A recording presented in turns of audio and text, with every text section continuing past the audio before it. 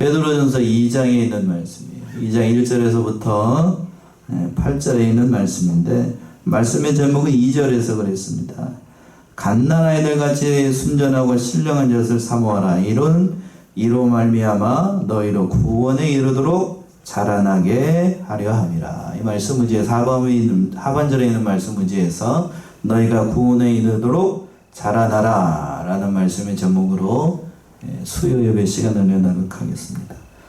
본문의 말씀은 그거예요. 베드로 사도가 예수님을 구주로 믿는 하나님의 백성들이 이 세상에서 살아갈 때에 어떻게 살아가야 될 것인가를 교훈한 말씀이에요. 즉 우리는 예수님을 구주로 믿었을 때에 하나님의 자녀로 거듭나서 완전한 구원을 받았습니다. 이걸 뭐라고 그러냐면 기본 구원이라고 해요. 누구든지 예수를 믿으면 아이를 낳는 것처럼 우리가 다 구원을 받았어요. 그러나 거듭난 우리의 영혼은 어떤 아이 같냐면 어린아이 같아서 계속해서 믿음이 어떻게 돼야 된다고요? 자라나야 된다는 거예요. 바로 오늘 본문의 말씀이 구원에 이르도록 자라나라, 즉 장성한 신자가 되라 라고 사도 베드로가 권면한 그런 말씀이에요. 그래서 본문의 말씀은 크게 세 개로 나눌 수가 있는데, 대제를 첫 번째는 너희가 구원에 이르도록 자라기 위해서는 1절에 있는 것처럼 소극적인 의미로 모든 죄악된 것, 악독을 버리라 라고 얘기를 하고 있어요. 악한 것들을 다 버려야 된다는 거고, 두 번째는 2절에 있는 것처럼 갓난아이 같이 순전하고 신령한 젖을 사모해야 된다는 것이 2절과 3절에 있는 말씀이고, 마지막으로 세 번째는 4절에서부터 8절까지 바로 예수 그리스도께 나와서 예수님과 같은 거룩한 제사장이 되어야 된다라고 예수님을 본받는 그러한 신앙의 사람들이 되라고 권면하는 그런 말씀입니다. 첫 번째는 1절에 있는 것처럼 구원에 이르도록 자라나가기 위해서는 소극적인 의미로 악한 것들을 다 버려야 돼요. 1절 보시면 1절, 그러므로 모든 악독과 모든 괴율과 외식과 시기와 모든 비방하는 말을 버리고 자라나가기 위해서, 성도다운 사람이 되기 위해서, 하나님의 백성다운 사람이 되기 위해서 이런 것들을 다 버려야 된다는 거예요. 뭘 버리라고 그러냐면 첫 번째, 모든 악독을 버리라고 그랬어. 악독. 이게 사람의 속에 있는 악한 마음이 악독인데, 악독.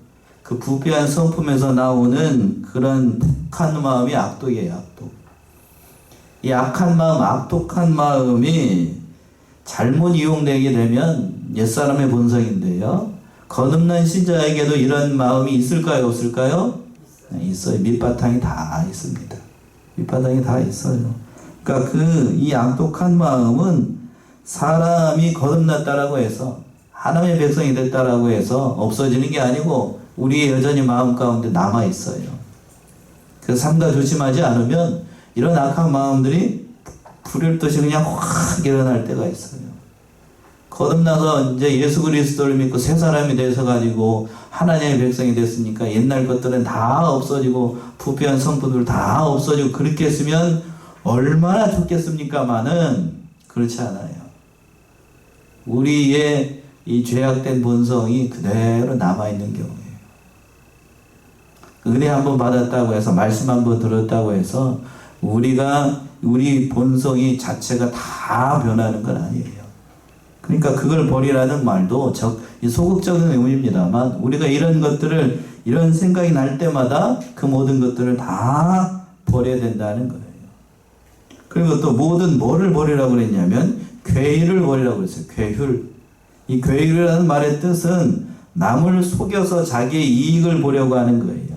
그러니까 다른 사람들 이용해 가지고 자기의 목적을 위해서 거짓말도 하고 간사한 말도 하고 다른 사람들을 속이는 것, 이걸 다 뭐라고 그러냐면 괴율이라고 그래요. 자, 신자가 이런 지경까지 되게 되면 이 사람이 믿는 사람인가 거듭난 사람인가 물음표가 많이 들게 되는 건 사실인데, 그러나 믿고 난 다음에도 여전히 거짓된 신자로 살아가는 사람들이 많이 있습니다. 그런 것들 다 버려야 된다고요. 믿는 자들 가운데서도 이런 거짓된 성품, 악독한 마음, 괴율과 같은 그런 마음이 있는 사람이 성경에서 보면 있는가? 있지요. 뭘로 갈 거 없이 바로 이스라엘의 조상이라고 할 수 있는 누구? 이삭의 아들 누구요? 야곱이 야곱.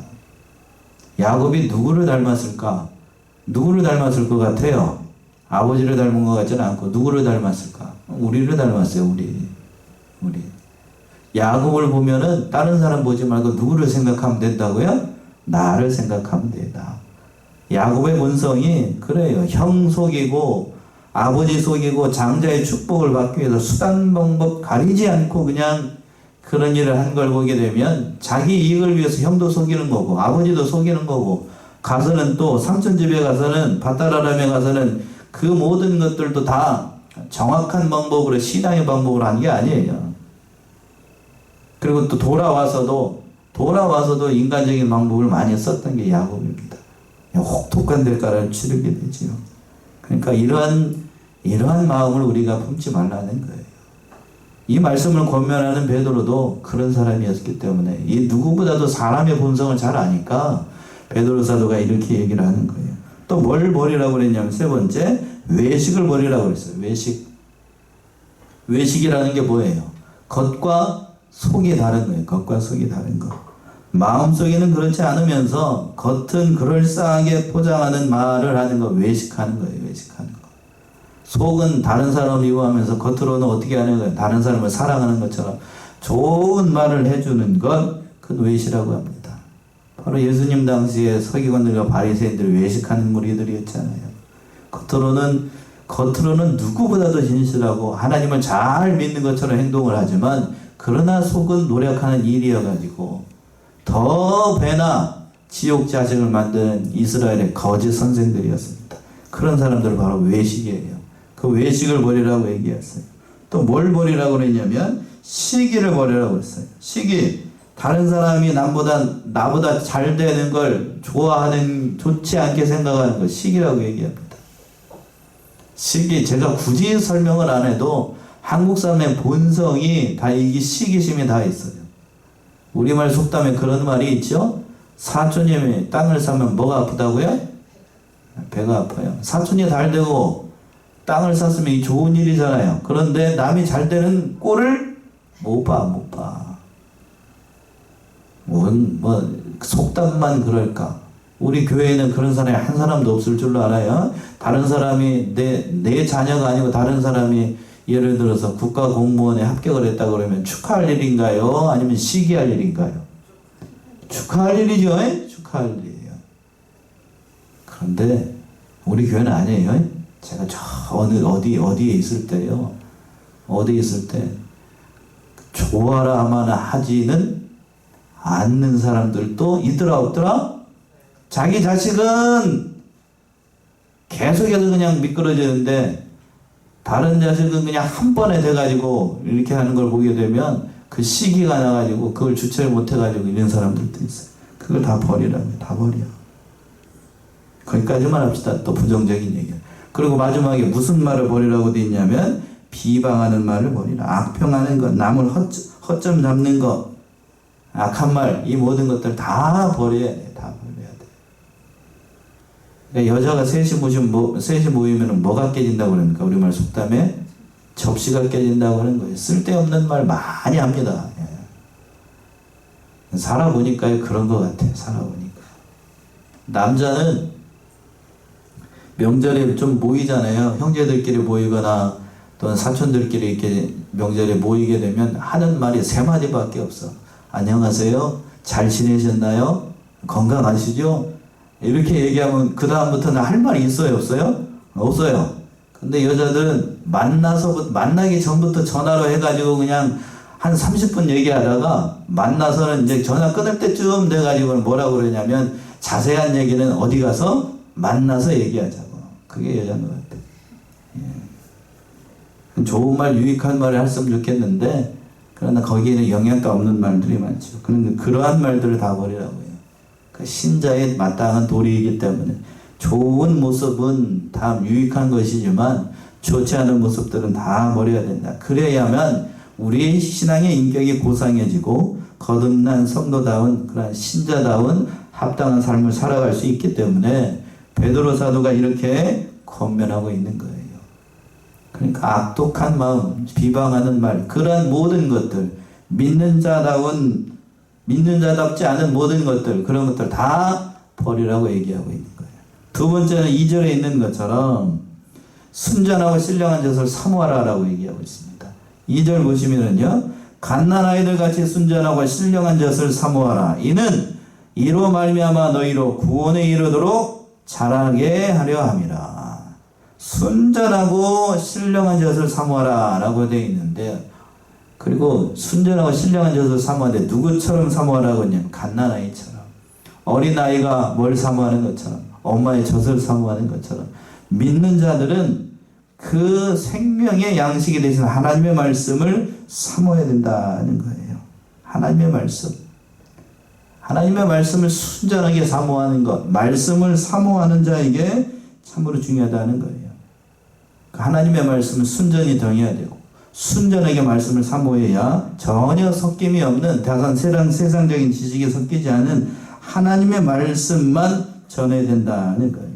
그런데 오늘날 보게 되면 하나님의 말씀만 온전히 전하는 교회가 그렇게 많지 않습니다. 자, 고린도후서 2장 17절 한번 보시겠습니까? 고린도후서 2장 17절 어른이 찾아서 한번 읽어보셔요. 고린도후서 2장 17절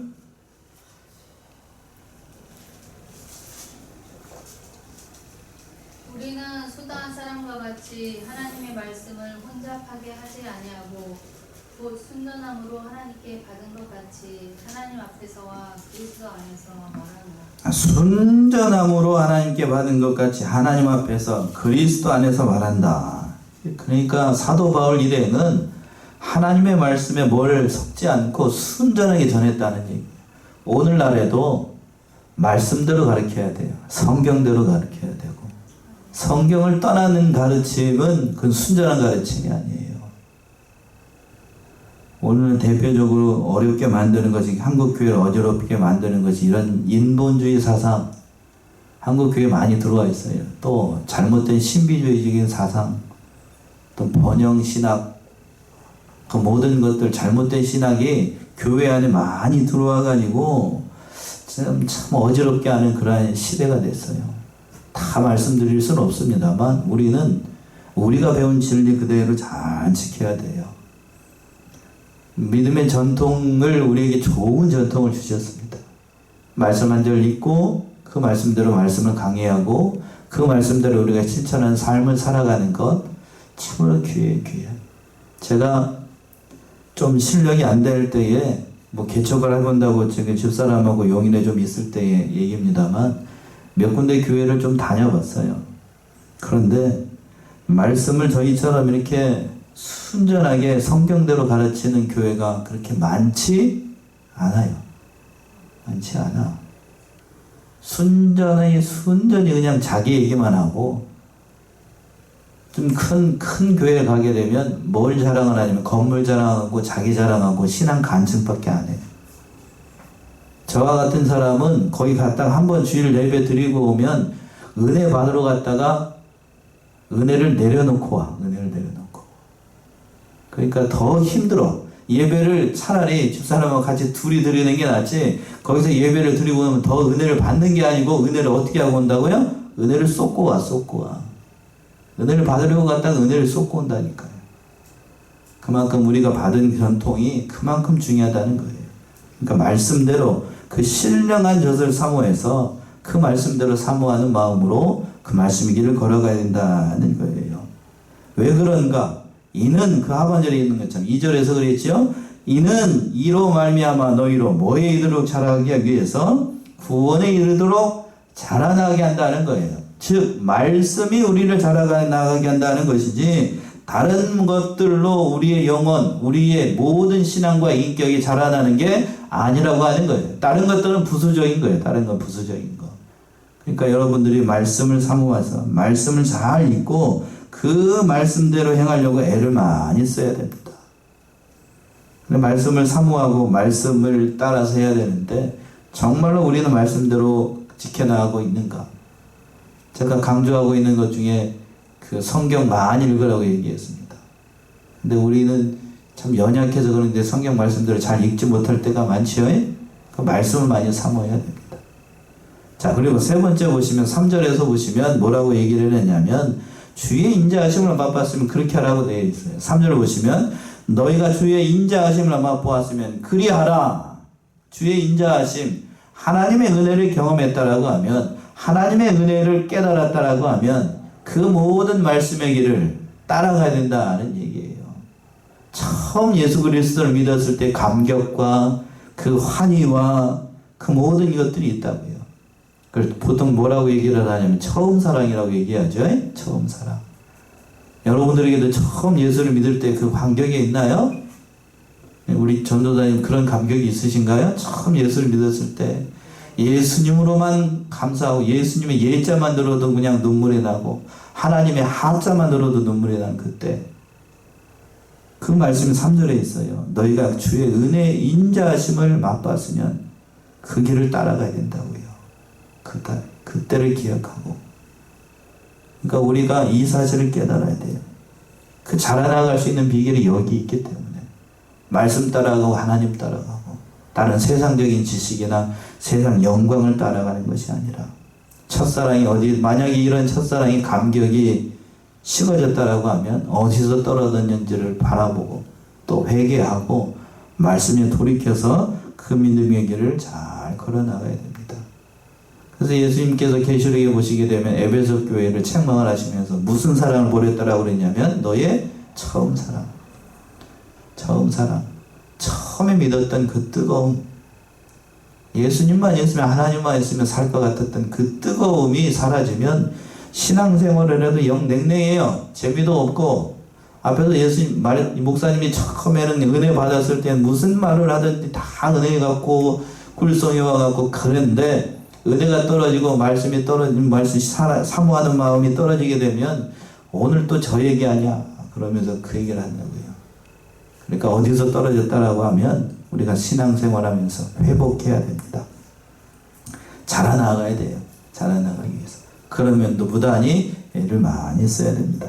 마지막으로 세 번째는 4절과 8절에 있는 것처럼 예수님께 나와서 예수님과 같은 거룩한 제사장이 되라 라고 권면하고 있어요.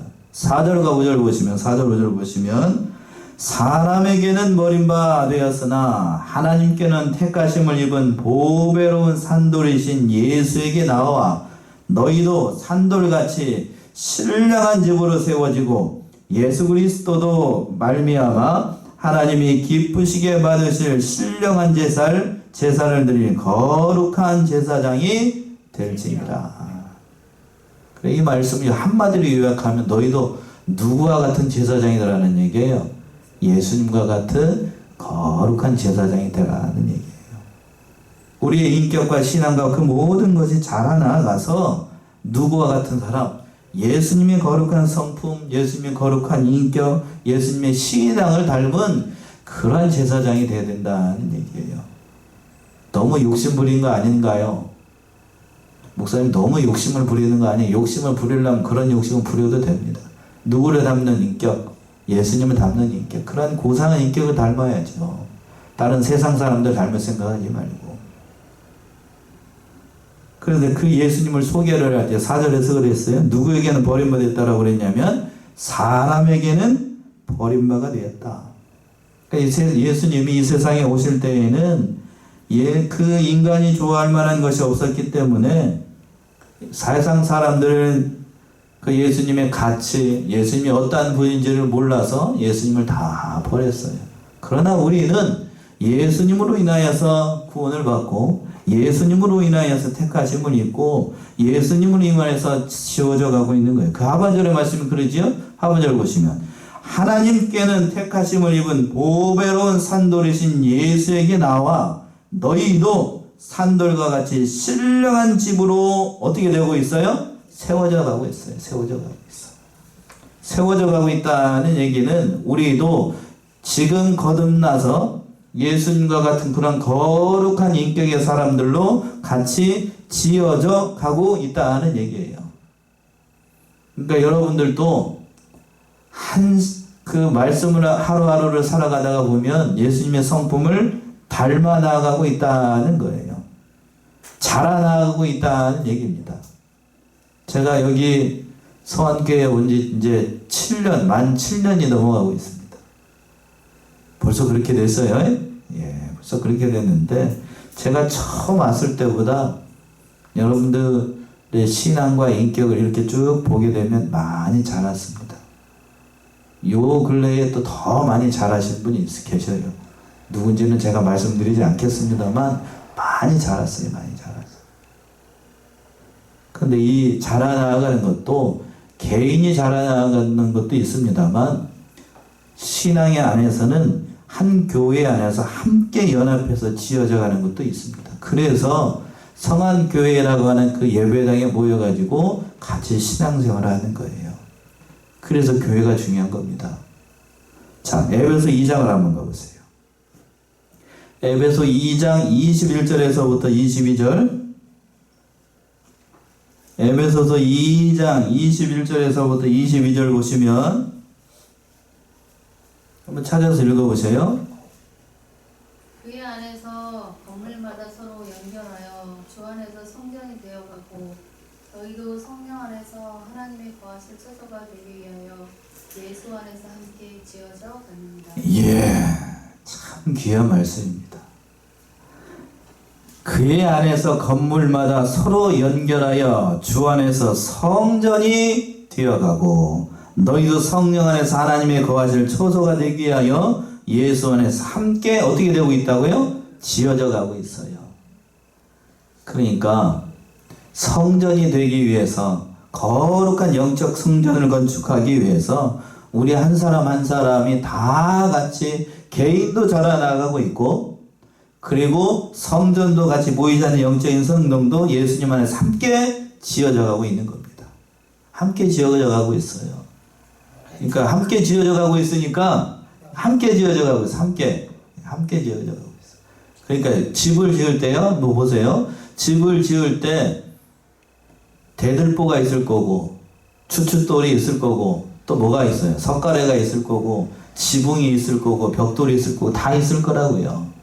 근데 집을 지을 때에 인간의 관점으로 봤을 때는 뭐가 더 중요하다라고 이렇게 생각할 수 있습니다만, 그러나 하나님의 관점에서는 집 전체를 보기 때문에 한 사람 한 사람이 다 귀한 거예요. 그런가요? 다 귀해, 다 귀해. 저 처마 끝에 있는 조그마한 처마 조각 한 조각도 하나님의 관점으로 봤을 때는 아름다운 집을 만드는 부분이니까 그 한 조각의 기와장도 귀하게 보시는 거예요. 대들보와 같은 큰 사람만 좋아하시는 게 아니고, 저 같은 사람만 좋아하는 게 아니라, 쉽게 얘기해서 목사 한 사람만 좋아하는 게 아니라 작은 어린아이 한나도 예수님의 관점, 하나님의 관점에서는 귀한 거예요. 귀한 거. 어떻게 지어져 가고 있기 때문에요? 함께 지어져 가고 있으니까. 함께. 이 사실을 안다라고 하면 여기 교회 안에서, 우리 한 교회 안에서 믿음이 연약하다, 또 믿음이 좋다, 저 사람은 왜 저렇게 생겼을까, 이런 말 할 필요가 있어요, 없어요? 없는 거예요. 없는 겁니다. 장성한 사람이 있는가 하면 또 그보다 조금 못한 사람이 있는 거예요. 세상에서는 능력이 중요하기 때문에, 세상에서는 능력이 중요해요. 능력. 그래서 능력이 많은 사람이 월급도 많이 받습니다. 그렇죠? 그러나 하나님의 나라에서는 그렇지 않아요. 그러니까 우리에게 소망이 있는 거예요. 달란트 비유에서도 그랬습니다. 물론 하나님께서도 그 재능에 따라서, 달란트에 따라서, 그 은사에 따라서 5달란트 준 사람이 있고, 몇 달란트 준 사람이 있고, 2달란트 준 사람이 있고, 1달란트 준 사람이 있어요. 그러나 5달란트 받은 사람이나 2달란트 받은 사람이나 능력과 재능에 따라 하나님께서 은사를 주시지만, 충성하면 하나님 나라에 가서 받는 영광이 같았어요, 달랐어요? 같았어요. 함께 지어져 간다는 건 그런 의미예요. 그런 의미. 그러니까 우리 안에도, 우리 교회 안에서도 참으로 귀한 사람들이, 믿음이 좋은 사람들이 있는가 하면 그보다 못한 사람들이 있을 수 있어요. 그러나 함께 지어져 가서 아름다운 성전을 건축하게 되면 누가 가장 기뻐하시냐면 하나님이 기뻐하십니다. 그러니까 이 사실을 기억해서 우리 모두 다 어떻게 되자고요? 함께 지어져 가야 됩니다. 함께 지어져 가야 돼요. 아멘이시죠? 혼자서 할 수 없어요. 목사가 아무리 유능하고 똑똑해도 목사 혼자서 이 교회를 이끌어 나갈 수가 없는 거고, 다 성도들이 도와줘야 되고, 이 예배를 오늘 수요 예배를 드리고 있는데 이 자리가 비어 있어봐. 제가 말씀을 아무리 준비했어도 사람이 없다라고 하면 말씀을 전할 수 있어요, 없어요? 없는 것처럼. 참으로 그런 귀한 거예요. 그러니까 한 사람의 가치가 그렇게 중요하다는 얘기예요. 그리고 또 뭐라고 그랬냐면 그 하반절에서 보시면 5절에서 보시면 예수 그리스도로 말미암아 하나님이 기쁘시게 받으실 신령한 제사를 드릴 제사장이 되라고 그랬어요. 신령한 제사를 드리는 제사장. 자, 옛날에는 구약 시대에는 제사장이 하나님 앞에 제사를 드렸어요. 그렇죠? 그런데 그 제사를 드릴 때에 성도들이 자신이 지은 죄가 있으면 제사장한테 가지고 올 때에 소나 양이나 염소나 또는 그보다 못하면은 뭐 비둘기 새끼 한 마리를 가지고 올 때라도 흠이 있는 걸 가지고 오면 안 됩니다. 제사장이 다 검사해요. 소, 흠이 있는 소인가, 양이 흠이 있는 소인가, 염소가 흠이 있는 소인가, 제사장이 검사를 한다고요. 그래서 흠이 있으면 어떻게 돼요? 불합격 해가지고 집으로 어떻게 해요? 돌려보냈습니다. 만약에 흠이 있는 재물을 이 제사장이 잡아가지고 하나님 앞에 제사를 드리다가 그 재물이 흠이 있으면 깐딱 잘못하면 누가 죽어요? 자기가 죽어, 자기가. 그러니까 자기가 살기 위해서라도 하나님 앞에 제사 드릴 때엔 그 동물을 잡을 때 흠이 있는 거 잡으면 안 돼요. 쉽게 흠이 있다는 얘기는 다리가 하나 없어. 발가락이 하나 없어. 그런 제사 재물 드리면 뿔이 하나 부러져 있어. 그럼 그 흠이 있는 거예요. 그러니까 그런 재물을 어떻게 해요? 돌려보내. 제사장이 그렇게 엄격하게 제사를 드렸다고요. 그 정신 그대로 하나님 앞에 우리가 제사를 드릴 때, 제사는 신약시대에 뭘 얘기를 하냐면 예배를 드리는 걸 얘기를 하는 거예요. 예배. 그러니까 우리는 신약시대에는 예수를 믿는 사람들은 모두 다 만인이 다 제사장입니다. 모든 사람들이 다 제사장이라고요. 그러면 옛날에 구약시대의 제사장이 그 재물을 그렇게 검사했던 것처럼 우리가 하나님 앞에 예배를 드릴 때 무슨 예배를 드려야 되냐면 뭐 있는 예배를 드리면 안 되겠어요. 흠이 있는 예배를 드리면 안 돼요. 그러니까 예배를 1시간 드릴 때에도 집중해가지고 구약에 있는 제사장들이 그 재물에 흠이 있는가를 검사했던 것처럼 우리가 1시간 예배를 드릴 때에도 온전한 정신으로 정신을 잘 차려서 하나님 앞에 온전한 제사, 흠이 없는 제사를 드려야 되는 거예요. 아멘이십니까? 그러한 정신으로 드려요. 흠이 있는 제사를 드리면 누가 죽었던 것처럼 구약시대에 제사장이 죽었던 것처럼 만약에 구약에 있는 그 정신 그대로 오늘날 신약 성도들한테 그런 하나님께서 그런 제사를 요구한다라고 하면 아마 제사 예배 드리다가 여기저기서 어떻게 되시는 사람들 많을 것 같아요. 하나님은 그냥 불러가는 사람들이 태반일 거라고. 구약시대처럼 한다라고 하면. 그러나 오늘날의 은혜의 시대라서 그런 사람들이 없어서 다행입니다만, 그렇죠? 다행이에요. 참 우리가 이 사실을 깨달아서 하나님 앞에 신령한 제사를 드리는 저와 여러분들이 다 돼야 돼요. 그런 제사장이 되라고요. 온전한 예배를 드리는. 그래서 또 6절 보시면 6절 경에 기록되었을 때 보라 내가 택한 보배롭고 요긴한 모퉁이 돌을 시온에 두노니 저를 믿는 자는 부끄러움을 당치 아니라 하였으니 보배롭고 요긴한 모퉁이도 바로 예수 그리스도를 얘기를 합니다. 예수 그리스도를 믿는 자들은 그 6절에 있는 것처럼 하반절에 있는 것처럼 저를 믿는 자는 뭐를 당하지 않는다고요? 부끄러움을 당하지 않는다. 하나님 앞에서 죄가 드러나는 그 부끄러움을 당하지 않는다는 거예요. 로마서의 말씀에서 우리가 살펴봤던 것 같네요.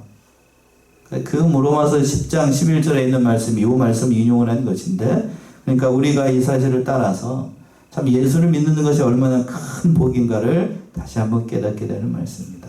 또 7절 보시면 그러므로 믿는 너희에게는 보배이나 믿지 않아야 하는 자에게는 건축자들의 버린 그 돌이 모퉁이의 머릿돌이 되고, 시편 118편 22절의 말씀을 인용한 것인데, 믿는 자에게는 예수 그리스도의 이름이 보배예요. 저와 여러분들에게 예수님 믿으니까 우리는 보배라고 해요. 그러나 믿지 않는 자는 건축자의 버린 돌이 모퉁이 의 머릿돌이 되는 거예요. 그 모퉁이 의 머릿돌이 된다는 얘기, 믿지 않는 자들에게는 심판의 돌이 된다는 얘기입니다. 그 말씀이 8절에 있습니다. 8절 보시면 또한 부딪히는 돌과 거치는 반석이 되었다 하리라. 저희가 말씀을 순종치 아니함으로 어떻게 된다고요? 넘어지나니 이는 저희를 이렇게 정하신 것이라. 어려운 말씀이 아니라 예수를 믿는 자에게는 구원이 있지만 믿지 않는 자에게는 심판이 있다는 사실을 깨닫게 하는 그런 말씀이에요. 이러한 예수님을 우리가 소망하고 있고 우리 예수님을 믿고 있으니 구원에 이르도록 자라나가라 라고 사도 베드로가 이 말씀을 하고 있는 거예요. 우리 사랑하는 성안의 성도님들, 이 사실을 깨달아서 우리가 예수 그리스도의 장성한 믿음의 분량까지 자라나기를 힘쓰고 온전한 예배로 하나님 앞에 영광 올려드리는 그냥 믿음의 성도들 모두가 되셔야 되겠습니다. 기도하겠습니다.